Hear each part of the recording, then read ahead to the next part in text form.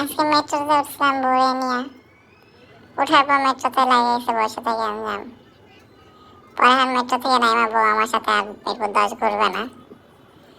পরে এখন তারে কেমনে আমি কেমনে পটাই চিন্তা করতে করতে পরে মনে পড়লো যে মিরপুর 10-এর তো ডোসা পাওয়া যায়। 10-এর ডোসা। এই জন্য পরে বউরে কোনো রকমে রাজি করে ফুসলায়া ফাসলায়া রাজি করে নিয়ে গেলাম ডোসা খাইতে। তারপর আর কি, এই যে ডোসা বানাইতেছে, ডোসা বানানো হইতে ডোসা খাওয়াইবো, খাওয়াই বউয়ের রাগ ভাঙাইবো। যদি রাগ ভাঙে তাহলে কপালে ভালো, নাইলে আবার আমার ছেড় দিছে যে আমার ছেড়ে চলে যাবে।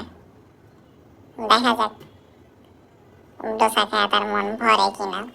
এই জন্য ডোসাওয়ালা মামারে বলছিলাম যে মামা ভালোভাবে ডোসা বানান, সংসার বাঁচানোর লড়াই চলতেছে, ডোসা যেন ভালো খারাপ না হয়। পরবর্তীতে মামা ডোসা বানিয়েছিল, ভালোই ছিল, ডোসাটা খাইতে মজা ছিল অনেক।